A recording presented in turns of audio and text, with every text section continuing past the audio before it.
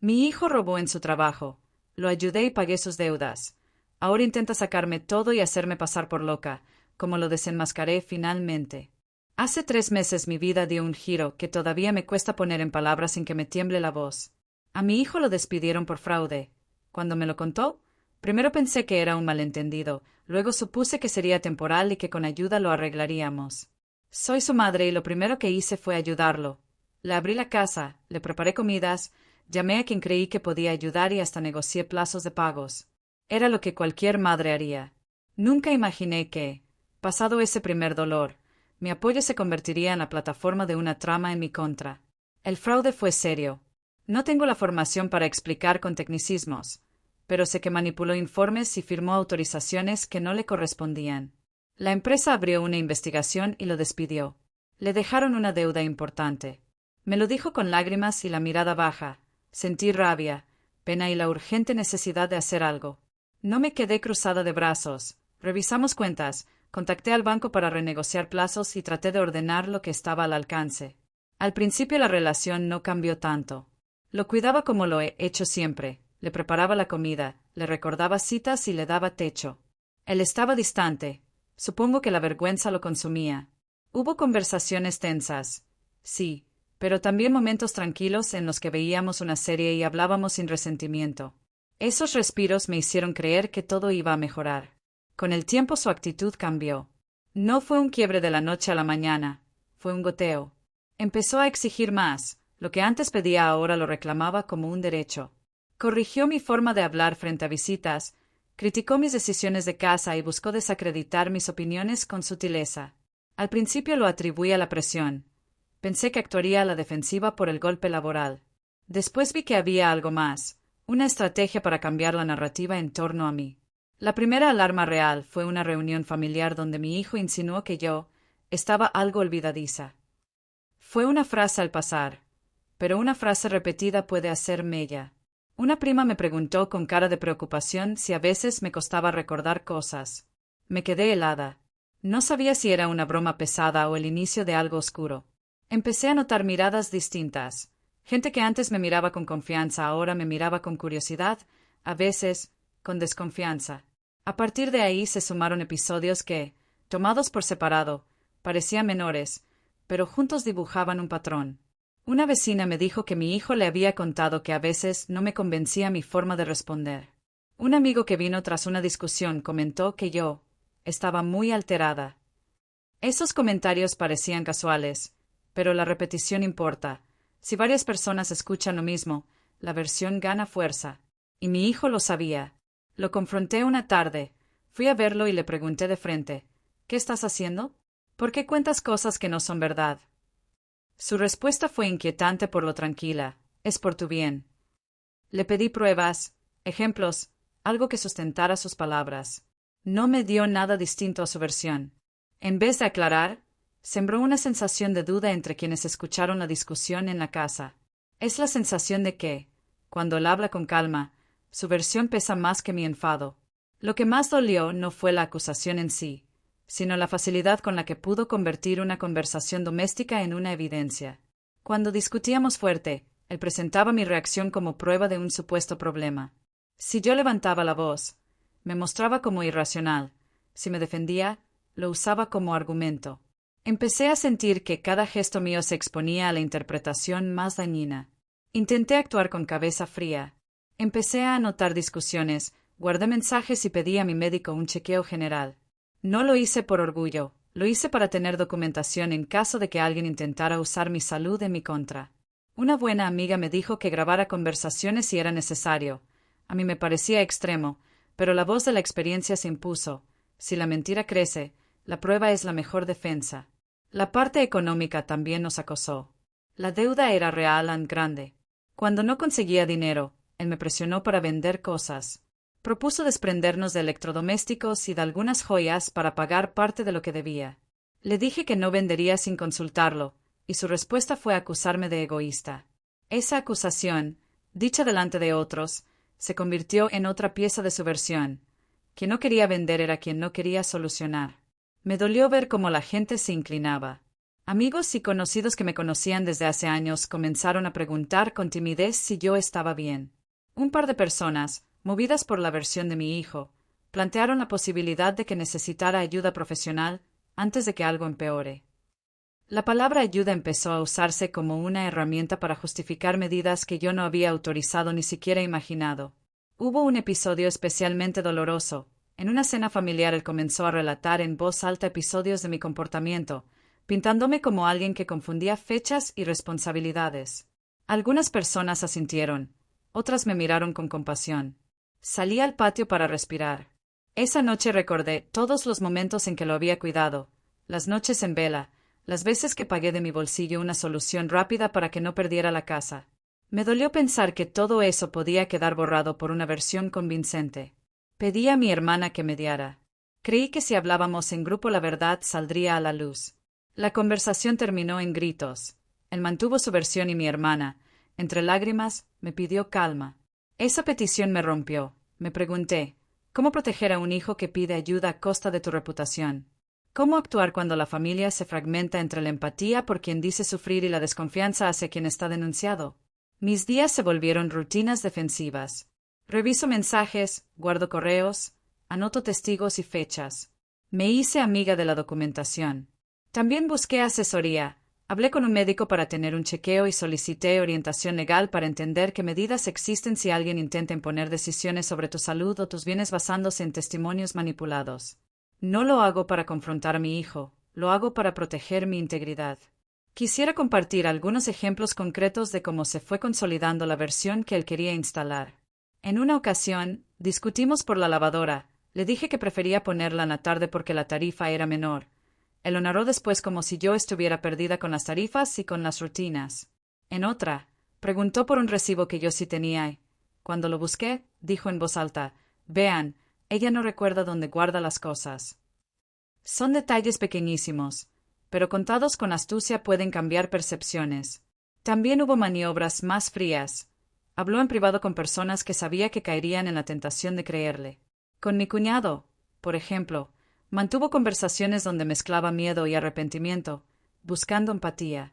Con una prima, repitió pequeños episodios hasta que ella también comenzó a mirarme con posibilidad de duda. Fue un trabajo de desgaste, un relato contado una y otra vez con cierto embarazo y teatralidad. Aún con todo, hay momentos que me devuelven algo de esperanza. Una amiga que me conoce desde siempre se sentó conmigo y me dijo, «No te dejes, Luisa». Nos sentamos a organizar pruebas y a planear pasos. Le agradecí con la voz entrecortada. Me sostienen manos amigas que saben la verdad y que me han dicho que la coherencia y la documentación pesan. Eso me da fuerzas para seguir. No quiero que esto parezca una diatriba sin matices. He sido imperfecta, he reaccionado mal, y seguramente he alimentado tensiones. No soy una madre perfecta.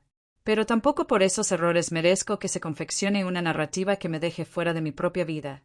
Siento una mezcla de culpa y rabia. Culpa por los fallos de crianza que tal vez contribuyeron a esto, y rabia por la decisión de alguien de convertir una caída en arma. Me pregunto por las motivaciones de mi hijo. ¿Actuó por miedo a pagar la deuda? ¿Por vergüenza de pedir perdón? ¿Por cálculo frío y egoísmo? No lo sé. Hoy me inclino por la idea de que hay una mezcla de miedo y orgullo herido. Y aún así me cuesta aceptar la forma. En vez de asumir y arreglar, eligió atacar a quien siempre estuvo para él. La manipulación es sutil y poderosa porque no requiere pruebas espectaculares. Necesita repetir una idea hasta que la gente la asume. Y eso es precisamente lo que él ha hecho, repetir la versión de mi supuesta confusión, hasta que algunos empezaron a creerla. Por eso mi plan ha sido sencillo y ordenado: reunir pruebas médicas, documentar conversaciones, identificar testigos y buscar asesoría legal. No busco una guerra, busco herramientas para que no me despojen de mi vida. En lo cotidiano, la casa se ha convertido en un campo minado de emociones. Hay días de calma. Él cocina, conversa con normalidad y todo parece volver a su cauce. Hay otros días en que una discusión mínima se transforma en una escena en la que yo aparezco como la protagonista inestable. Esas oscilaciones me vuelven precavida por instinto. No quiero terminar sin dejar preguntas abiertas porque sé que muchas de las respuestas vendrán más adelante. ¿Qué haría usted si un hijo suyo empezara a manipular a la familia para su conveniencia? ¿A quién confiar en un círculo donde la lealtad se fractura? ¿Cómo demostrar racionalidad cuando la versión contraria se repite con convicción? Volveré al médico. Seguiré reuniendo papeles y hablaré con la persona que me va a asesorar legalmente.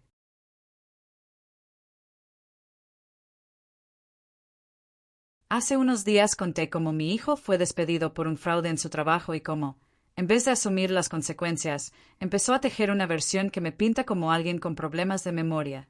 Le abrí la casa, lo cuidé, y empecé a notar cómo sus comentarios y conversaciones con familiares iban erosionando mi reputación. Guardé mensajes, pedí chequeos médicos y busqué asesoría legal. No sabía que esa misma familia en la que confiaba empezaría a dudar. Esto es lo que pasó después, cuando su estrategia se hizo más visible. Desde que empecé a tomar notas, mi objetivo fue claro: no permitir que una historia repetida fuera tomada como verdad sin pruebas. Creía que la documentación y la lógica bastarían. Me equivoqué en subestimar algo que aprendí de la peor manera.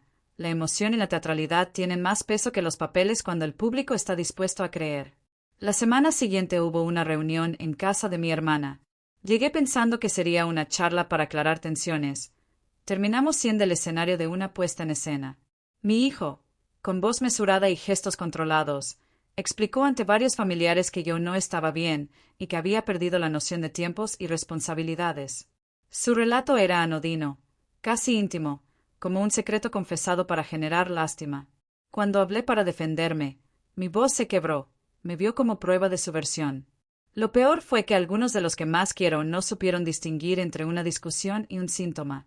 Mi hermana, aún indecisa, planteó la opción de que fuera a ver a un especialista por si acaso. Aparentemente era una medida preventiva, pero ya no era solo prevención. Se hablaba de evaluaciones formales. Sentí que me quitaban voz en mi propia historia. En las semanas siguientes mi hijo intensificó la campaña. Visitó a mi cuñado en privado, invitó a cenar a una prima y se quedó a solas con la vecina que suele darme consejos. Con cada conversación añadió matices, pequeñas anécdotas donde yo aparentemente perdía el hilo, exageraciones sobre mi conducta en momentos de estrés, detalles intencionados que, al contarse en distintos lugares, parecían confirmar una tendencia. No hablaba con aspereza, hablaba como quien relata una preocupación real. Una tarde recibí una llamada que me dejó helada. Una amiga de la infancia, con voz temblorosa, me dijo que mi hijo le había contado que yo a veces no reconocía a quien hablaba. Me costó respirar. ¿Cómo era posible que alguien inventara una versión tan grave y que la repitiera como si fuera sincera? Le pedí a mi amiga que me contara exactamente lo que le dijeron.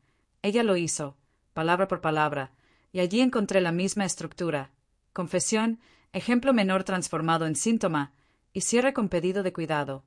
Empecé a sentir la presión social, mensajes de conocidos preguntando cómo estaba, ausencias repentinas de gente que antes me visitaba, invitaciones que dejaron de llegar.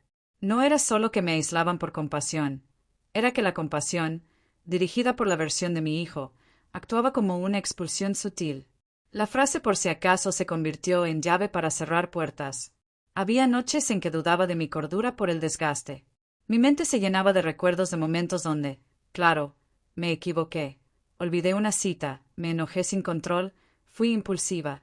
Todos esos fallos, normales y humanos, se volvieron combustible. La diferencia es que mi hijo transformó fallos sueltos en una historia cohesiva. Si yo olvidaba algo, aquello ya no era un descuido, era un síntoma. Si me defendía con altura, era una reacción inestable. La coherencia narrativa es muy persuasiva cuando carece de pruebas. Decidí entonces invitar a personas clave a mi casa, no a confrontar, sino a mostrar mi rutina y mi memoria. Organicé una tarde con mi hermana y dos primas. Charlamos, les mostré recetas, abrí un armario y tuve que buscar un recibo. Lo encontré y lo compartí. Les hablé de proyectos que tengo y de fechas próximas. Fue una exposición voluntaria para que vieran que puedo organizar mi vida. Pude notar en una prima un gesto de alivio. En otra, la duda no desapareció del todo. La semilla que mi hijo plantó no se arranca con una sola demostración. Mientras tanto, mi hijo se movía en otros frentes. Habló con el médico general que me atiende, le contó su versión. El médico, con buena voluntad y sin mala intención, consideró que una revisión más profunda no era descabellada. Pedí copia de las notas médicas y vi que alguien había documentado preocupación familiar sin especificar evidencias. Eso me inquietó. La información clínica pasaba a ser un terreno donde su versión podía ganar legitimidad. Ante esto, mi estrategia fue escalonar. Pedí una evaluación completa, pero acompañada de documentación histórica. Solicitamos pruebas que descartaran procesos cognitivos, y añadí un informe sobre mi rutina diaria, apoyo de amigos y testimonios escritos. No lo hice para demostrar superioridad. Lo hice para trazar un registro que contrarrestara testimonios anecdóticos que mi hijo había sembrado. Una reunión clave fue con mi vecina más cercana, la que venía a comer y hablaba conmigo a menudo. Después de explicarle lo que sucedía, ella aceptó escribir una nota breve sobre lo que había observado en meses. Conversaciones coherentes, responsabilidades administradas y una memoria funcional acorde a mi edad. Ese pequeño gesto fue un punto de apoyo inesperado. En paralelo, las grietas familiares se profundizaron. Mi sobrino menor, que siempre fue un puente entre generaciones, empezó a mostrarse esquivo. Me contó, con pena, que en la escuela habían escuchado la versión de mi hijo y que algunos comentaban en voz baja. Me dolió ver cómo los ecos llegaban a quienes menos tenían que ver. Intenté hablar con su madre para pedir que no dejara que palabras sin evidencia calen en la mente de un adolescente. Hablamos, lloramos y acordamos mantener puertas abiertas para conversar cuando surgieran dudas. Hubo un episodio que me sacudió. Mi hijo, en una visita con amigos, comentó en voz alta que yo había perdido el control durante un corte de luz días atrás y que había dicho cosas incoherentes. Un amigo de la familia, sorprendido, me lo dijo después y preguntó si yo recordaba ese día. Le expliqué que sí, que solo me enojé por la situación y que discutimos por responder a la emergencia, nada que mostrara confusión mental. El problema, otra vez, era la narrativa, en la que un enfado se convierte en síntoma. Por otro lado, noté que la actitud de mi hijo frente a la comunidad había cambiado. Antes se mostraba avergonzado, ahora buscaba apoyo. Era insidioso ver cómo transformaba la vergüenza en victimismo. Hablaba como alguien al borde de la quiebra emocional, con frases que buscaban empatía y que, por repetición, comenzaban a surtir efecto. Mis pasos legales siguieron su curso. El abogado me sugirió documentar todo y, cuando fuese necesario, presentar un escrito solicitando que se respetara mi autonomía. Me explicó que hay procedimientos para que una familia solicite evaluación, pero que no bastan rumores, que es importante que los profesionales tengan fundamentos claros. Esa explicación me dio una hoja de ruta. Si mi hijo intentaba avanzar formalmente, yo tendría pruebas para contrarrestarlo. Sin embargo, había un problema que el papeleo no atajaba: la opinión pública familiar. Las notas médicas y los documentos son una barrera firme, pero la percepción social es otro terreno.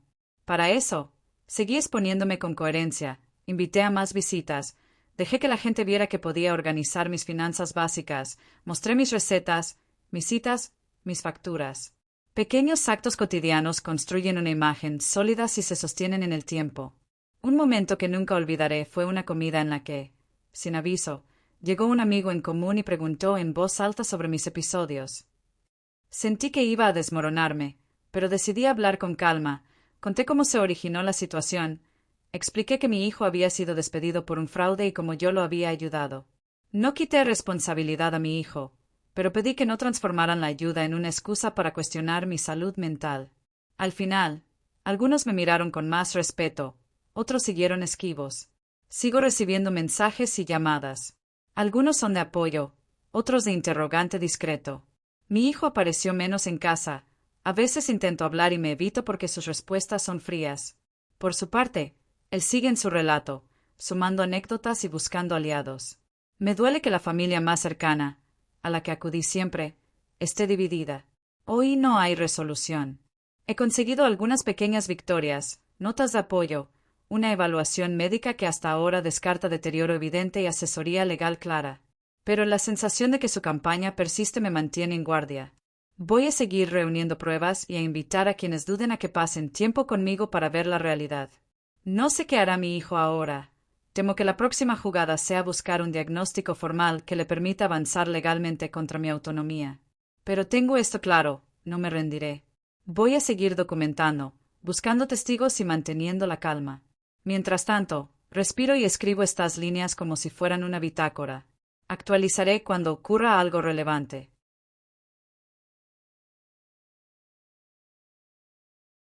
Despidieron a mi hijo. En vez de asumir, Empezó a convencer a la familia de que yo estaba confundida. Guardé pruebas, invité a gente a casa, pedí evaluaciones y logré apoyo. Aún así la campaña de mi hijo siguió creciendo y la familia quedó dividida. Esto es lo que pasó después y cómo terminé recuperando mi vida. Al principio, cuando mi hijo habló con los médicos, pensé que era un malentendido que se aclararía con la evaluación. La primera consulta fue formal. Me hicieron pruebas cognitivas, repasaron mi historial y realizaron exámenes básicos.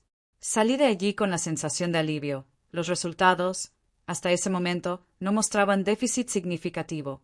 ¿Se anotó? Sin embargo, la nota de preocupación familiar, una línea vaga que mi hijo supo usar como argumento en otras charlas. Después de eso, las cosas se tensaron. Su intención quedó clara. No solo quería que la familia creyera que yo tenía problemas, quería que un profesional lo certificara. Empezó a hablar con terapeutas y médicos por su cuenta, pintando un cuadro exagerado. Cuando lo supe, fui directamente al centro médico y pedí hablar con los profesionales encargados. No fue fácil, pero mi voz se hizo escuchar. En la segunda evaluación solicitaron observación más detallada porque la familia tenía inquietudes. Yo accedí. Creí que la transparencia me favorecería. Me sometieron a pruebas neuropsicológicas más extensas, a análisis de sangre y a una revisión psiquiátrica. Durante las sesiones me comporté con normalidad. Contesté preguntas, recordé fechas, nombres y detalles. Me mostré coherente, calma y consciente de la situación. Aún así, había un factor que no controlaba, la interpretación de lo que vieron y lo que se decía fuera del consultorio.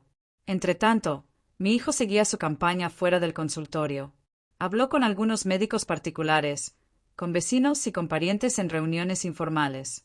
Me enteré porque la gente me comentaba con tristeza que alguien había dicho esto o aquello.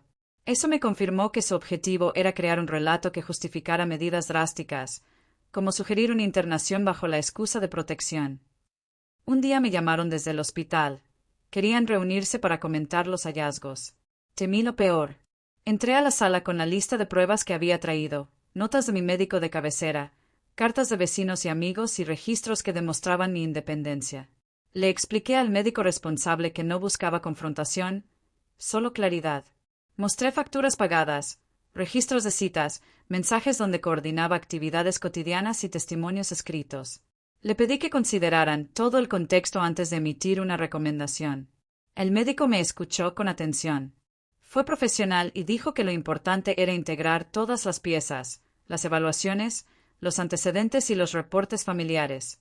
Propuso una última evaluación ambulatoria y sugirió que, si no se encontraban indicios, no había base para medidas restrictivas. Sentí alivio momentáneo, pero sabía que la presión no venía solo de la ciencia. Venía de la narrativa que mi hijo repetía fuera de los consultorios. En paralelo, mi estado anímico se resintió. Es difícil explicar la mezcla de dolor y vergüenza que sentí al descubrir que un hijo trabajara para dejarme fuera.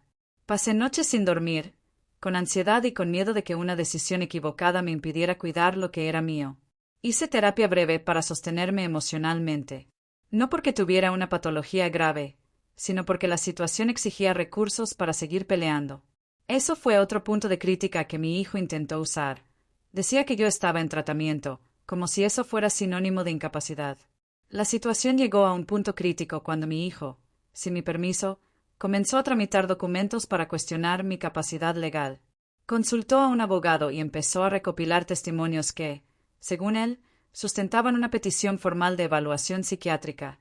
Cuando me enteré de la tramitación, lo confronté con calma y le dije que no consentía que utilizara mi nombre para procedimientos sin mi conocimiento.